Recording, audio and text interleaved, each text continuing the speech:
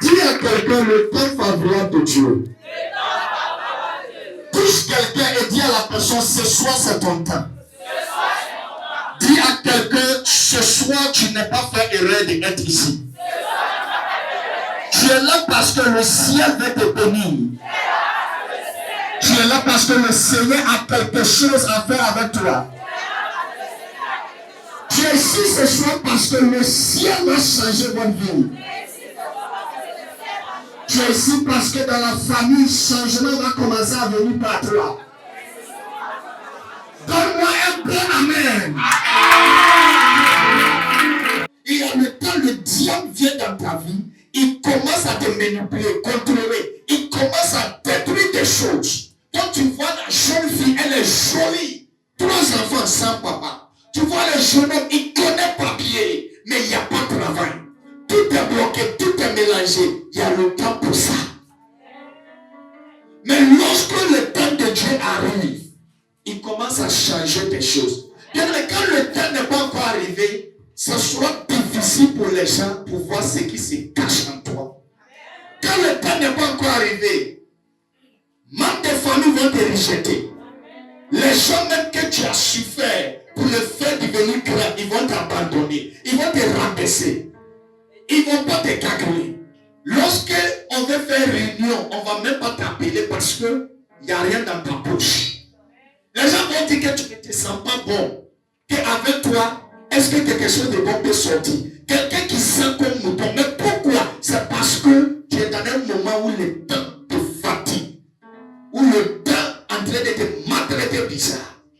Dis à quelqu'un, le temps va venir. Alors, lorsque le temps de Dieu n'est pas encore arrivé, tu peux même perdre dans la vie. Et il y a beaucoup de personnes qui sont perdues. Beaucoup de jeunes filles, beaucoup de jeunes hommes, beaucoup de mères et de pères, beaucoup de personnes sont perdues parce que le temps n'est pas encore arrivé. Il y a des gens qui vont aller s'asseoir au marché. Ils vont vendre des tomates, des piments, des oignons, des racines. Ils vont faire tout possible pour pouvoir payer et jamais avancer. Pourquoi? Ce n'est pas encore le temps. Mais lorsque le temps arrive, tu n'as pas besoin de lumière. On a simplement besoin de dire ton nom et les gens vont courir pour venir te chercher. Ce qu'il faut amplifier dans la vie, c'est le temps. Alléluia. Dis à quelqu'un, le temps favorable.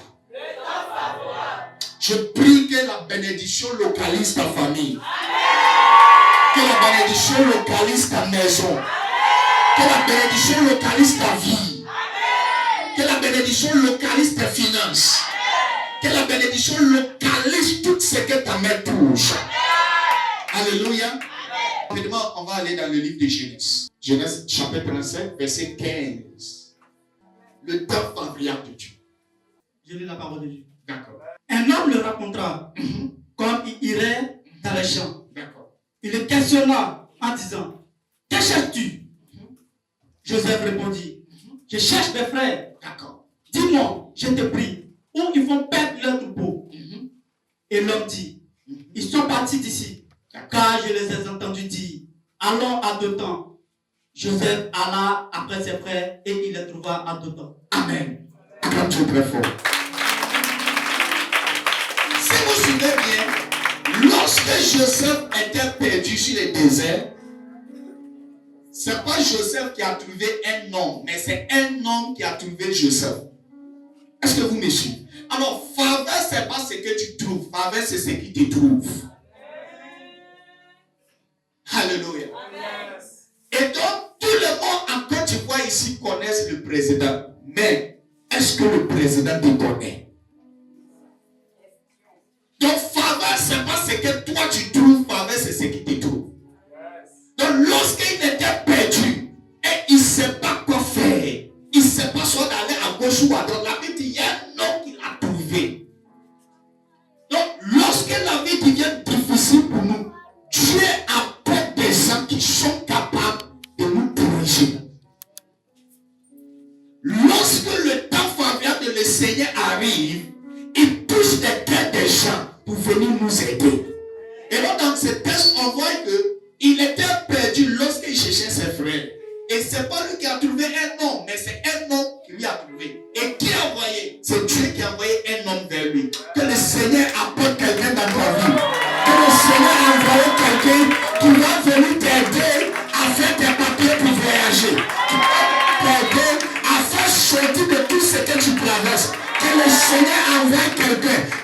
changer vos situations.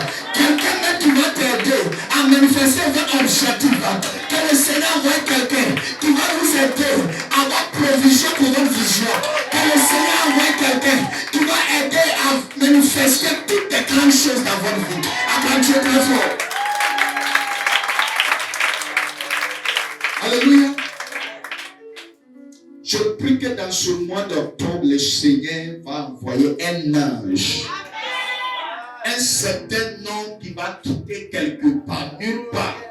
Personne ne le connaît. Il va venir dire, madame, je suis venu pour te doper. Il va venir, madame, tu as tellement tué à Ponzaville ici, à Pogbo ici, dans l'endroit là, côté famille maternelle là, tu as trop tué ici. Monsieur, tu as trop tué dans le quartier. Le temps arrivé, tu vois, il t'a croisé quelqu'un, il va dire, je cherche quelqu'un à travailler avec. Et la manière tu es bien et on parle bien de toi, je pense et je crois que c'est toi que je cherche. Le Seigneur va envoyer quelqu'un qui va changer votre vie. Je ne sais pas ce que tu traverses et je ne sais pas ce que tu vas devenir. Alléluia. Holy Ghost. Holy Ghost. Alléluia. Le Seigneur a envoyé un homme vers Joseph. Lorsqu'il était perdu. Donc quand le temps de Dieu n'est pas encore arrivé, tu peux être perdu. Ce qui fait que le Seigneur descend dans la vie des gens, c'est lorsqu'il voit que tu es fidèle. Le Seigneur a envoyé qui? Un homme pour faire quoi? Diriger. Lorsque le chemin est comme ci, comme ça, et qu'on ne voit pas bien, le Seigneur est capable d'envoyer quelqu'un. Je vais vous donner quelques points des personnes que le Seigneur envoie lorsque le temps de bénédiction arrive. Alléluia. Les gens que tu ne considères pas, quand le temps arrive, ils deviennent grands. C'est comme ça. J'ai dit, quelqu'un n'est pas ton camarade aujourd'hui parce qu'il ne sait pas ce que tu peux devenir. Hey! Tourne vers la personne.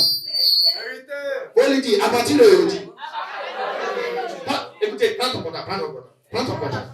Ça, c'est une déclaration prophétique. Prends ton portable. Macaboussa. Prends ton portable. Maintenant, écoutez ici. Tu as pris le portable là, écoutez ici. Dis, à partir d'aujourd'hui. Prends-moi photo. Parce que demain, je ne serai plus la même personne. Regarde-moi bien. Aujourd'hui, je suis simple. Il n'y a pas de souci. Demain, quand tu vas me voir, je serai dans mon 4x4.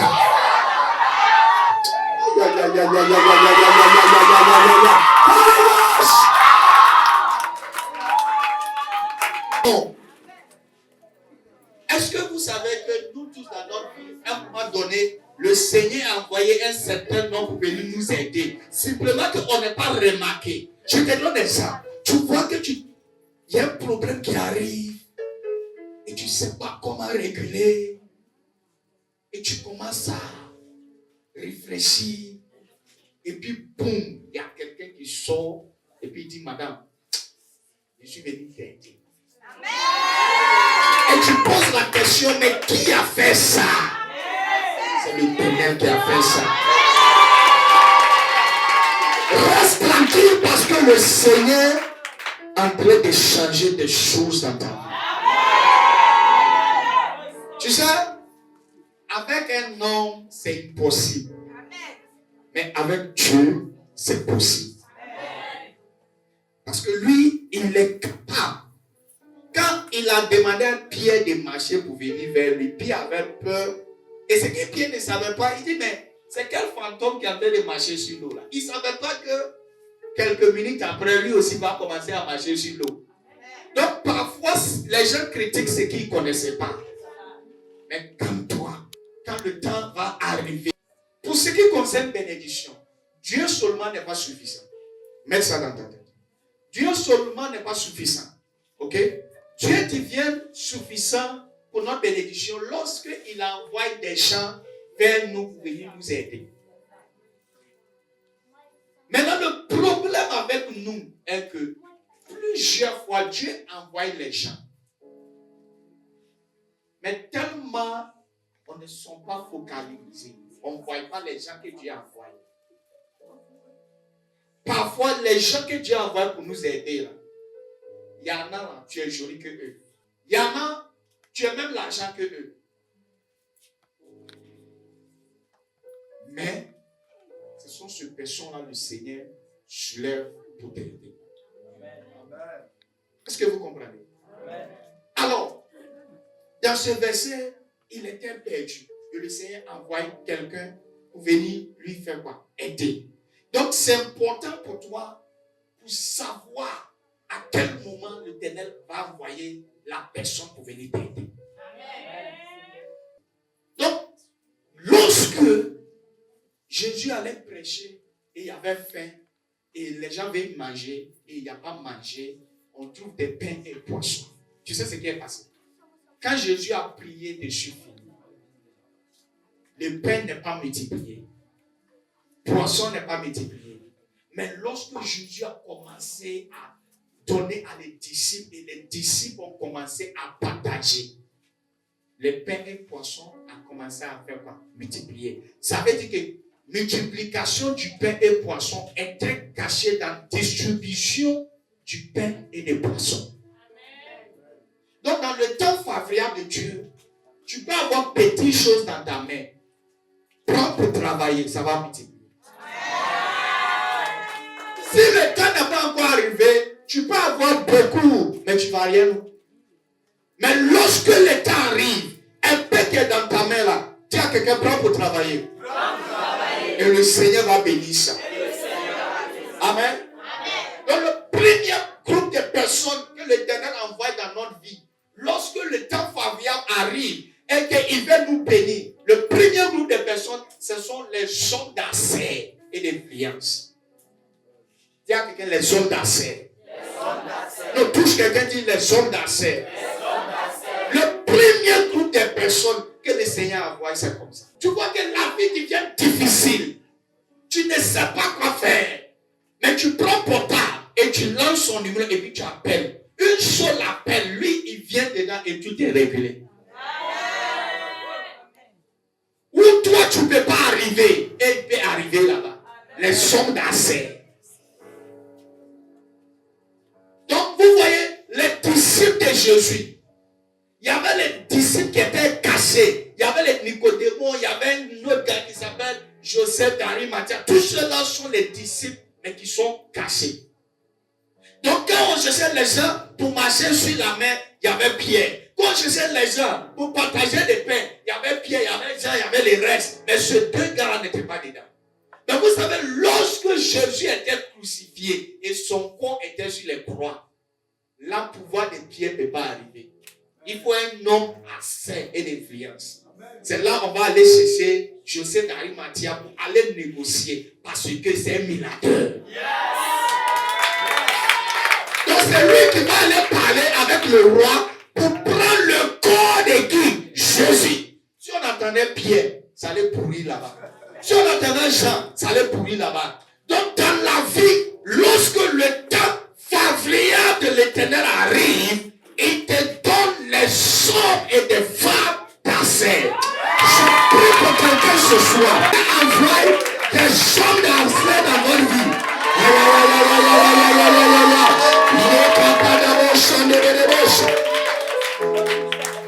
Est-ce que tu sais que sans lui, le corps de Jésus allait pourrir? Qui allait faire des sangs? Il y a des soldats, tout le monde a peur. Pierre même là. Même devant un petit enfant, il dit qu'il ne connaît pas Jésus. Ce n'est pas devant les soldats, il va aller demander le corps. Beaucoup de personnes en train de souffrir parce que les hommes d'affaires que Dieu a envoyés dans notre vie, là, on n'est pas encore croisé eux. Et si tu ne croises pas eux, ce sera difficile pour toi d'aller de l'avant. Ils sont des gens qui viennent, partout est bloqué, mais un seul appel, tout est bien fait. C'est comme quelqu'un dans un quartier qui connaît le maire. Quand ça chauffe, il prend son portable, il l'appelle. Un seul appel, tout est régulé. Pourquoi? Il est connecté avec les hommes d'affaires. Le deuxième groupe de personnes que le Seigneur va envoyer, c'est les connecteurs de destin. Dis à quelqu'un, connecteur de destin. Connecteurs de destin sont des gens à ton élévation. Plusieurs fois, ils sont pauvres. Ils sont bizarres. Je te donne un exemple. Naaman était un grand général, un commandant. Mais la Bible dit qu'il était malade. Et malgré toute sa position, il n'était pas guéri. Qu'est-ce qui était passé? Il y avait un servant qui était chez lui à la maison. C'est le servant là qui va aller vers la maman pour dire que si le général commandant Naaman était en Israël, il y a des prophètes là-bas, ils sont tellement capables de les guérir. Donc la fille est qui? Connectée de destin. Oh yes. Donc plusieurs fois, ils n'ont pas d'argent. Levez-vous. Mais ce sont des gens l'Éternel envoie lorsque le temps favorable arrive.